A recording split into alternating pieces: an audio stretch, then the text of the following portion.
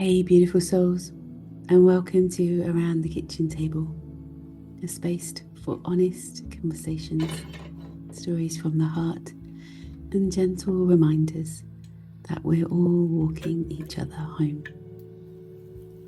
I'm Laura Island, mother, creative, soul-led CEO of Sacred Sister CIC, and the woman behind Wise Sacred Woman.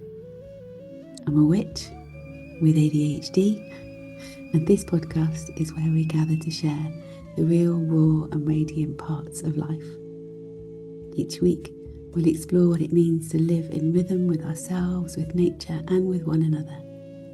We'll talk about womanhood, sisterhood, creativity, leadership, spirituality, and the messy magic of being a human.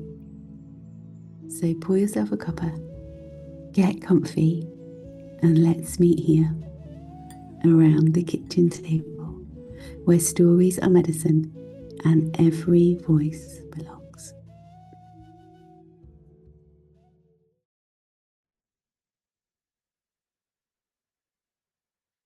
Don't go back to sleep. The breeze at dawn has secrets to tell you. Don't go back to sleep.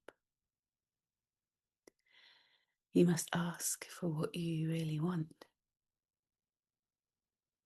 Don't go back to sleep. People are going back and forth across the doorsill where the two worlds touch. The door is round and open. Don't go back to sleep. These words are from Rumi, and they're not about literal sleep. They're about awakening, about those moments, often quiet, often tender, when something in you knows, when insight arrives, when truth stirs, when you feel that you are standing on a threshold between what you've been and who you're becoming, between the world as it is and the world as it could be. Rumi speaks of the moment where two worlds touch, the ordinary and the sacred, the personal and the collective, the inner and the outer. And his invitation is simple but not easy. Don't go back to sleep. This week I can feel that threshold everywhere in my body, and the energy of the world, and the stories we're witnessing, and the questions rising in so many women that I speak to. There is movement, there is unrest, and there is truth surfacing. And if you're sensitive, if you feel deeply, you may feel unsettled and overwhelmed or tempted to look away. So welcome to the kitchen table with me. We're going to sit around this table and we're going to lean in today. But this episode is not about fear and it's not about panic. It's about taking sacred action. What happens when we don't bypass what we feel? We stop outsourcing our knowing and we don't numb out or turn away. But instead we choose to stay present, because nothing changes when we go back to sleep. So I'm Laura. For those of you that have not met me before, I'm the founder of Sacred Sister, a movement of women leaning back into what it is to really connect with themselves and each other and nature and cyclical living. And it's Friday, the 9th of January, 2026. I haven't said that yet on a podcast. And it's 6:47 in the morning. And I'm in my pajamas. And you may hear my son getting ready for work because I've just had his alarm go off. And you may hear the dogs bark in the background because as soon as somebody puts their foot on the carpet in the morning, it's time for dinner and breakfast even. So, but I couldn't wait this morning. I couldn't wait but to lean in. I don't have my microphone, it broke, so I'm hoping that you can all hear me. The wind is blowing outside. There's a storm kind of brewing. I know it's already hit parts of the UK, and my wind chimes are going mad, so I know it's windy out there. But there's these moments when you wake up and you can just feel it, not just in your mind, but in your body and in your chest and in the air. Something is shifting, and this morning that's where I am. I went to bed last night with a real sense of injustice. I think that's the word I went to bed with, injustice. I'm quite connected in the world and what I'm connected with and what I see and the people that I speak to, and all of yesterday there was an odd sense in the air for me. There was an odd feeling and I couldn't quite put my finger on it. I just kind of did the thing that we do, and I kind of put it down and say, oh, it's a rainy grey day and it's a bit miserable and my daughter's full of a cold, and but it was more than that, and I just couldn't put my finger on it. And sometimes it's just that there's a storm brewing and I can feel that in my bones. But I woke up today to a video of a woman reporting on what's happening in Iran. And there's a total blackout. So you won't be seeing this or hearing this in the mainstream media. But people are rising. People are risking everything. People are taking action to overturn systems that have silenced them for generations. And alongside that, I felt the fear, the tenderness, the grief, the bravery. And then I saw something else pop up, and this is what kind of had wobbled me yesterday. Some of you will have seen a woman who was killed in the US, shot in her car by a federal agent. I can't even speak to this without emotion rising because the story being told doesn't match what can be seen. And what's shaken me the most isn't only the violence, but it's the covering up. Watching another woman standing in authority under her big cowboy hat so she can't be seen, explaining and protecting the actions of a man when what happened was clearly not okay. And I found myself really asking, when did we become so divided that the truth became optional and humanity negotiable? It's not okay.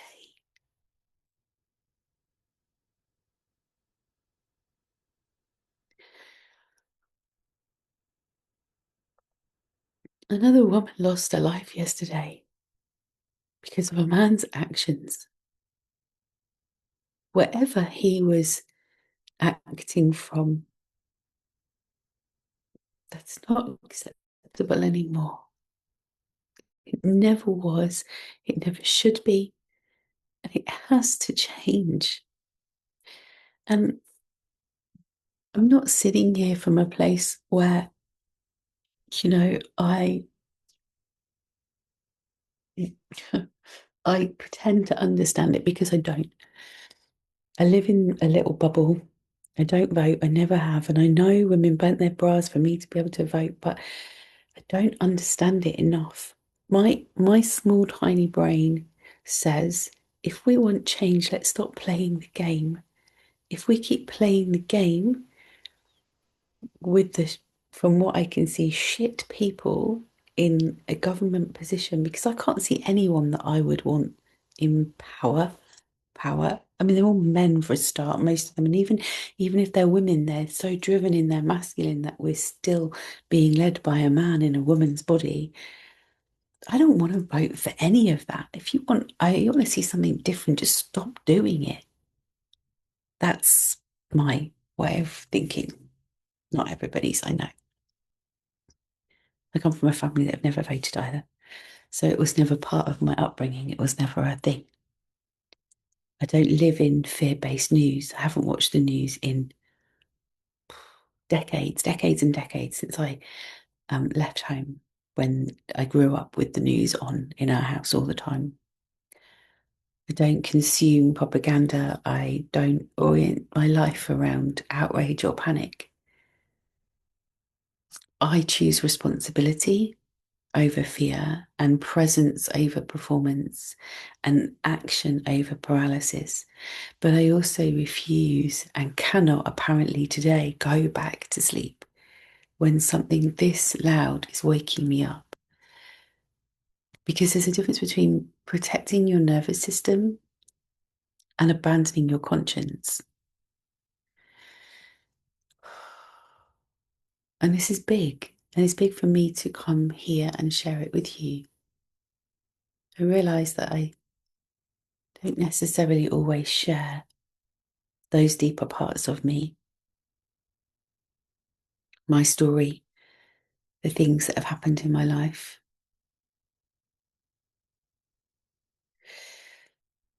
And there's another line from Rumi that keeps calling me and keeps circling me, and it's, why are you busy with this or that or good or bad? Pay attention to how things blend. Because along with don't go back to sleep, this is not a call to panic, it's a call to presence. We're not separate from these things that are happening in our world. So we have to pay attention to where those things blend in our energy systems, what we're feeling. So I want to kind of talk to something else that happened yesterday. It was a beautiful moment. Um, and it led me down a bit of a garden path. So bear with me. I've decided to write a book. Ta-da! I mean, I've written in many books before, one of which is an Amazon bestseller. That journey was horrific to write that book. It cost me a lot of money. I was invited to write it with a group of women, headed up by one woman who at the time founded a big festival in the UK, Women's Festival. And everything about the wounding of women was there in that space. And I asked who was going to keep this space, a kind of safer container, and nothing came. And I was almost made out to feel like I was wrong for even asking for that. But we were 7 women to start with, sharing our deepest stories, like almost into a container that where it was being thrown away like it was nothing anyway. I did my bit. I wrote my 10,000 words. I wrote it in the deadline, unusual for me, that was meant to happen, and it took months for it to come to pass. And 5 women's stories went in the book, and 2 decided to pull out, and there was no marketing, and it was just a whole shit show, basically. So that kind of put me off writing my book for a long time, but I'm aware now that it's time. And one of the things that happened yesterday was that a book was shared into our community about manifestation, and I was like, oh, that's sweet. 2 things that came up for me. One, if you've bought an ebook from someone, especially a woman, because obviously this is important to me, that woman has spent a lot of time working on that book and working on that ebook and connecting with it. And, most of the books that I know about have real deep heart in them. And if we just share the PDF of that book, then actually we're just saying we're outsourcing their work. And most ebooks will have a reserved rights thing within their book that kind of says that's not okay, but also ethically for me it's not okay. However, that's what does and can happen if your book is a PDF, right?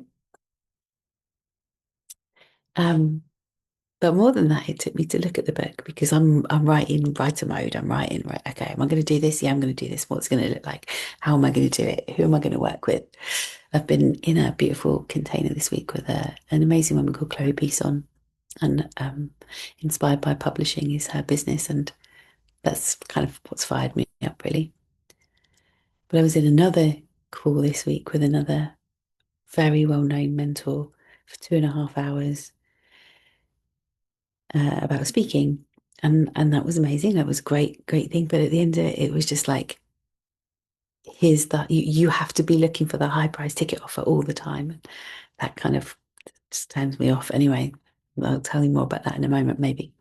Um, Before I get sidetracked. But what was interesting is I said to this woman, what was it about the book that called you in? And she said, actually, it was recommended to me by somebody else, and I've started doing the first few pages, and it's really working for me. And so I went down the rabbit hole and I looked at the book, right? And I looked at the kind of works, and I looked at this woman's social media and her website, and it's a bit like, I know the woman who shared this information. Like, I know her heart. She comes to our gatherings. She's an amazing woman. I was like, what? What really drew you to this woman? And she was like, to be fair, I haven't looked at any of her stuff. And I was like, just go and have a look. Anyway, it's very obvious that the majority of what she's written is AI. It's very obvious that there's a lot of fakery within her in her social media. And even if it's not fakery, it's kind of like, manifest this, you'll get to stand next to this celebrity or that celebrity, and it's like, it just doesn't float my boat. It's not really like where we're at. Like, I used to teach manifestation. It was a big part of my world. There's the dogs. There's a big part of my world. I was like, yeah, let's get on the page. Like, when I had my shop 20 years ago, we were one of the first people to kind of talk about the secret and to share the secret and the work of the secret. Like it's no secret that I'm into manifestation. It's no secret that I am a manifester. This is the way that I live through my life, because I align myself with the things that I'm bringing in, because everything is energy. Like that is how I work. But we're saturated right now with messages about manifestation. Think differently, align your energy, raise your vibration. And there is truth in that. But manifestation without action just becomes avoidance. Sacred action is what happens after you've listened deeply and you've decided to respond. Energy moves when we move.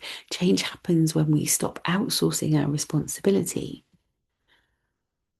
So I really understand, like, that we're wanting this, but it's not about what we just manifest in the world. If these people in Iran just sat in their home manifesting for a different world, they'd just be sat in their home, hoping and bringing in their energy for a different world. But what's made it happen is they've got out of their houses and they're walking in the streets and they're taking sacred action to say, no, not anymore. This can't happen anymore. I see so many uprisings, and it's amazing. But I also see so many women I know right now that feel a bit flat. They're overwhelmed, they feel helpless. We scroll, we witness, we ache, and then we shut down because it all feels too big. But helplessness is not powerlessness. You may not be responsible for the whole world, but you are responsible for your response to it.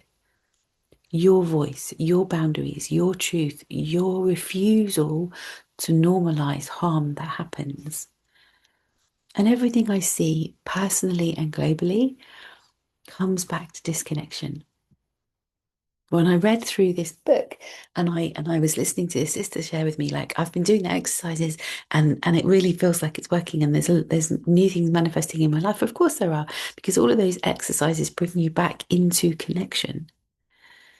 When people are disconnected from their inner world, it becomes really easy to dominate. It's easier to be bullied. It's easier to bully. It's easier to harm. It's easier to say it doesn't affect me. Disconnection creates an energy where violence can exist, not because people are born cruel, but because they are cut off from feeling. There's a lot at the moment around violence, like male violence towards women. And if you haven't seen it, I did a post on my social media a couple of weeks ago about a guy that I'd bumped into. I'm not going to say it like that on the train. I can belittle it now. I'm like, oh, it was no big deal. It was a big deal at the time. It was right up in my face. It was not a nice situation. But you'll hear the phrase, not all men, not all men. And yes, of course, not all men. But I can tell you right now that every woman I know has a story. Every single one can tell you a story of how she has been sexualized, um, violated, spoken about, bullied, has felt unsafe walking the streets, and worse, rape, domestic violence, abuse. I can tell you those stories myself. In fact, I can tell you multiple of those stories about myself. And I've almost just made it normal. Oh, it was just a thing. It was my fault. I should have done this differently, or I should have done that differently. No, no. A 14 years old at a party when a 20-year-old man who I thought was really into me took advantage of me that night. That was not my fault. But I've lived my whole life keeping quiet about it. Just hear that for a moment. Somehow I needed to protect him. Somehow it wasn't a thing. And back then, I'm 50 now, so 35 years ago. But my daughter's that age now. My daughter is that age now. And I mean, she wouldn't even go to parties like we did back then. No fucking way. But it was the norm. This is really, here's the emotion again.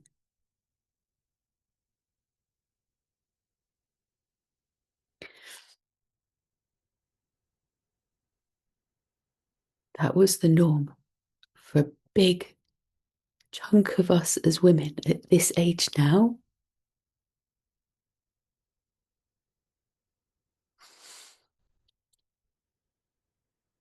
That was acceptable. Rape in marriage was acceptable.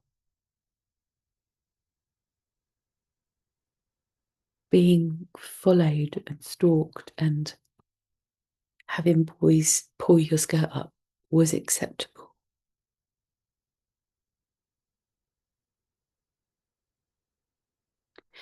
And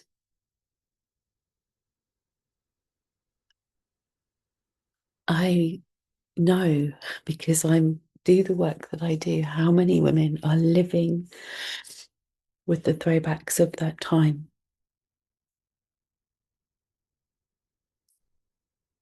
We didn't call it rape. We made it all about us and it was our fault. And so, of course, not all men, but every woman I know has a story. And we live under a stone if we pretend that that doesn't matter. Men are not born violent. They're born from women, held by women, loved by women. Some of them not very well. Some of them not very well. I totally get that. Not all women mother well. I had to deal with my own feelings yesterday. I sat and did a reading for myself. And one of the cards that came up shared that, I was harboring some guilt. And I was like, am I? Let me sit with that. And I took my pen to paper and I leaned into my journal, and all of this stuff came up and out.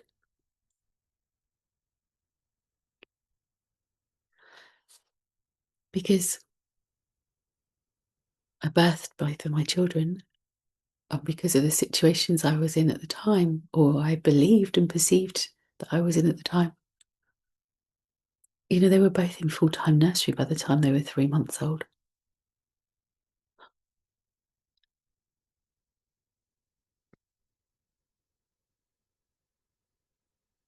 And that breaks my heart now.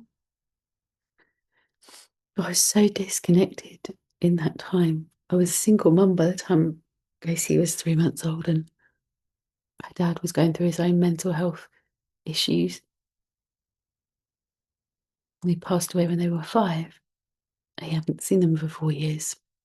That wasn't on me. That's the one thing I can't feel guilty about, because I opened the door regularly and he never ever walked through it. Anyway, there's so many stories in all of that, but I was so disconnected from myself during that time because the only way I could do life was to not feel, was to numb out, was to take the practical steps. Now I look back on it and I do carry massive guilt that was the situation. I can't change it, can't do anything about it, and my kids are amazing. But I will have a conversation with them about it because it feels important to heal that kind of wound. So was I a bad mum? No. Was I doing the best I could? Yes. Did they feel loved and held by me? I think they did, because I definitely made up for it in many ways. They were loved. They were always loved, and they had amazing nurseries and amazing people who looked after them. But it's not the point. I was holding that, and I didn't even recognize that I was holding that. So the question is not who's bad. The question is really what happens when human beings are taught not to feel. Men are often taught to disconnect from their emotions. Women are taught to disconnect from self. Both are forms of abandonment, and disconnected people hurt people. Hurt people, hurt people. That's not an excuse. It's a responsibility to understand the root. Outsourcing healing doesn't heal us. We outsource everything now: our pain, our trauma, our meaning, our authority.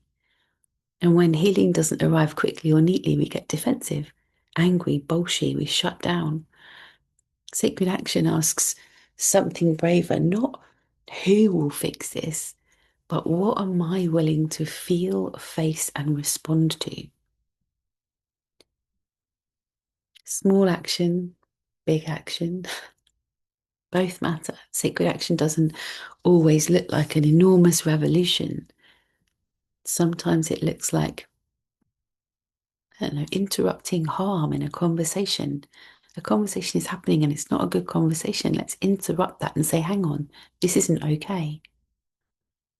Teaching empathy to your children, refusing to self abandon, staying present even when it's really hard, creating sacred spaces where truth can fully be spoken, and choosing humanity over convenience. These are the things that change the field. History doesn't shift only through grand gestures, it shifts when enough people stop going back to sleep. And if you're sensitive, you may feel this more.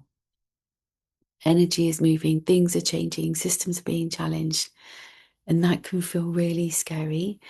And the temptation absolutely is to numb out.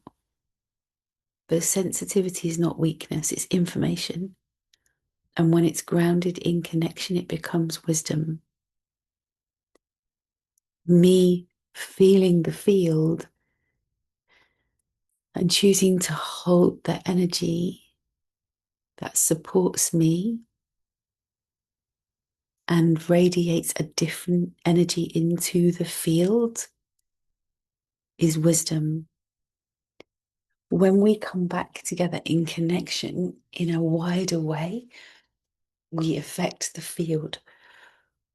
If we all sat and meditated at the same time every day and we meditated on love, it would affect the energetic field. This isn't my knowledge. This is universal knowledge. But we've lost that place because things like prayer, ritual became a religious reality. And for many people, religion comes with fear. Of course, something that's going to shift the world, let's find a way to make it fear-based instead. So everything I do comes back to this. It comes back to connection.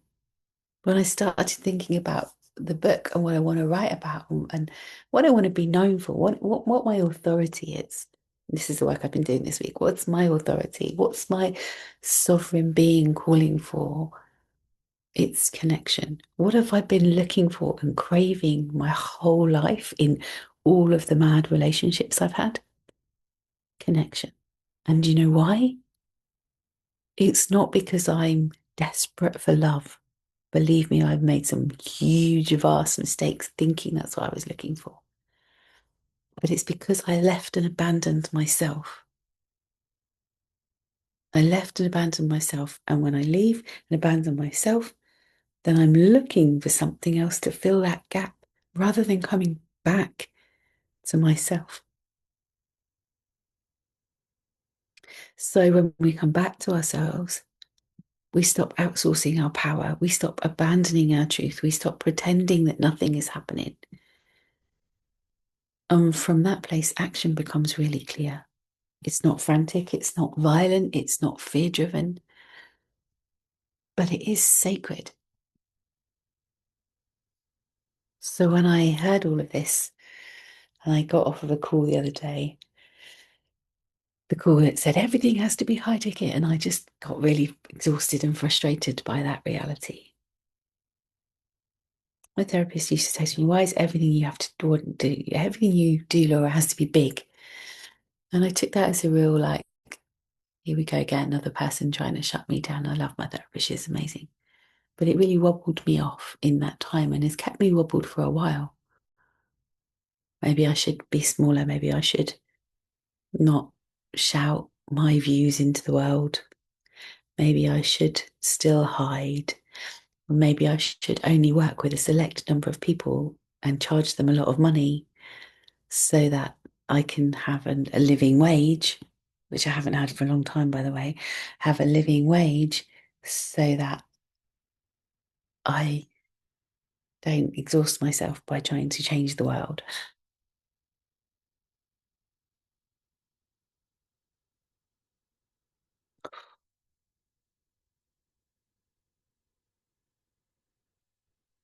Um, I lost my business partner 10 years ago. He, in January, 11 years ago, it would have been now, we sat and we created the outline of a business called Making a Difference. And his name was Sunbird, and he was the founder of Sunrise Festival here in the UK. And he used to find the winters really hard because there was no field to go and hang out in. And he used to go abroad in the winter, like many festival people do. And he wasn't away that year. And it was the first year I'd only met him the year before. So this all happened really quickly. And I was creating a business called Choose to Change because my belief was that actually, rather than us all living in fear of like GMOs and crops and spraying, like let's just teach people an alternative way. Let's teach them why it's important to eat organically, those kind of things. So choosing to change small things every day about yourself and in your home that would make a big difference in the world. That's my way of thinking. And partly because even as a single mum, like with no money, I still fed my kids organic food. I just wasn't prepared to fill them full of processed stuff and chemicals. Anyway, That's a whole other podcast. Um, I want to make this long story short. Um, he had a very similar reality that he wanted to create a green dragon's den where, um, rather than somebody sitting there giving somebody all of the money for their green projects, we would crowdfund for the green projects and show that actually multiple people making a little difference can make a big difference. Anyway, those two things kind of came together, and we were in the process of beginning to align this into the world. And he went off for his final festival season abroad, and he had a big accident, and he never came home. And at the time, I mean, it was a crazy year. My 40th year, I turned 40. Sunbird died 2 weeks later. I had a hysterectomy in the February, and my husband, we were still married, died in the July. So that was my 40th year. It was pretty full on. And I had a reading with somebody afterwards that actually he had weirdly arranged and paid for before he'd passed away through something else. Anyway, when I went for that reading, she said to me, "You need to let go of making a difference. Making a difference is done. It's kind of moved on. Like that was the business you had with him, and he wouldn't have been able to go if that hadn't have been complete." And but she said it will come back round. It will come back round in a new way. And as I started to think about the book, it was really present that this is the new way, because it's not about how we choose to make a difference in the world. It's how we choose to reconnect with the world, how we choose to reconnect with ourselves, with each other, and with nature and with earth, because we would make the changes if we were connected. The reason we don't is because we disconnect ourselves. Anyway, like I said, that's a whole other story. But after all of this kind of conversations, and you'll get used to the fact that things pop up for me and I go, right, we're going to do that. And I don't have big launches. I don't go, oh, do you know what? Like in 3 weeks, 3 months, 6 years time, I'm a bit rubbish like that. I have to do things in the moment because that's the energy that's coming up. So after I got off this call on Tuesday, I think it was, maybe. I don't even know what day of the week it is, Tuesday. Um, I was like, right, I'm just going to do a call on Sunday. It's a free call. I don't even want to call it. It's not a webinar. It's not a thing. It's not a workshop. It's just a call back to connection. Not to fix the world in an hour, not to tell you what to think or do, but to really help us to remember, to reconnect with what you truly feel and what you truly value and what sacred action is being asked of you right now. Because change doesn't begin in systems, it begins in people who are willing to stay awake. So if you want to join me for that, I will put the link somewhere here. It's 4 p.m. UK time, Sunday afternoon. I know that we've now got quite a lot of followers from the States, so I wanted to make sure that it was a time that many of you could join us. If you can't join us in person, you can get the recording, but you need to have signed up for that. So you need to go and register so that I know who's coming. And we have a limited number in our Zoom room, so you'll need to be on quick. And but yeah, it's not a time to panic, but it is a time to pay attention. So don't go back to sleep, sister. Come back to yourself and let your response rise from there. And I'll meet you on Sunday if that feels good for you. Thank you for joining me today, not around the kitchen table, but actually in my little corner of my office where I sit on the floor and I meditate in the mornings in my pajamas. And I better now go and feed the dogs and start my day. But for now, Take this little moment of connection back to yourself. I do this little tiny exercise. I want to leave it with you with it today. So close your eyes. Come to your breath. Gentle breaths in and out. Don't have to change it in any way. Just see where your breath is landing in your body.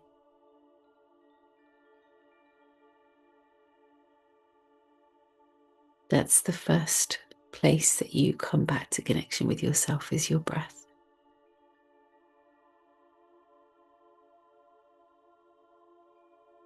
And gently place a hand on your heart. Hand on your chest, on your heart, so that you can feel. This is a second place of connection. First is with your breath. Second is placing a hand somewhere on your body brings you back into connection with yourself. Begin to feel the heat of your hand on your chest. And in your mind, in your vision, I'm going to invite you to see your heart like a little octopus. It's got all of these legs, and all of these legs are out in the world. And you know, one leg is already off thinking about the kids at school, and the other one is thinking about dinner for tonight, and the other one is thinking about, oh my God, where have I got to be for work today? And the other one is like, wow, where's the next fiver coming from to feed the kids? And like all of those legs of energy that are out in the world, just pull them all back in for a moment. Pull them all back in and just see this beautiful ball of light in your chest. Your source, your soul, your connection back to yourself. And in this moment, the only thing that matters is you. Drawing everything back in there is just you. You begin to feel where the world starts and ends, and you start and end, so you can be fully connected back to yourself.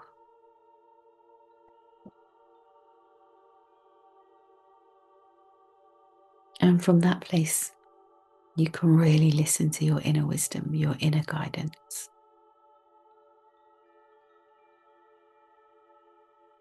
So if you have a question that you need an answer to, if something's been bubbling up and you're not sure where to go with it, if you just want to invite an anchor word that really holds you in this time and this space, just listen to your heart for a moment. If your heart could speak to you right now, what would she say?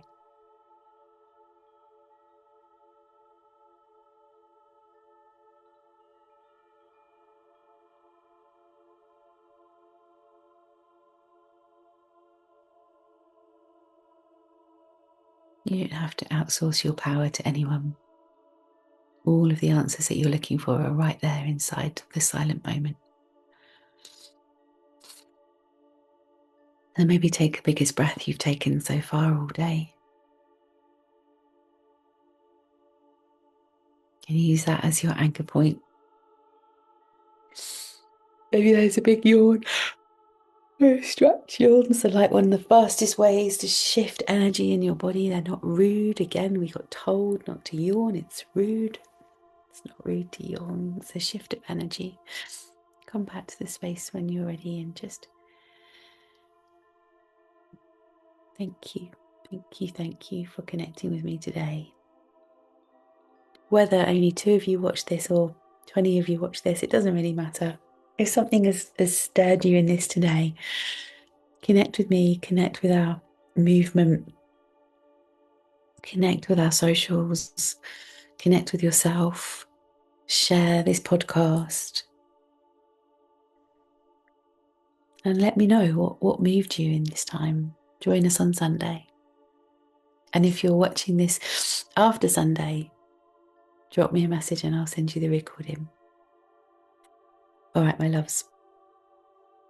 Enjoy your Friday. Laura out.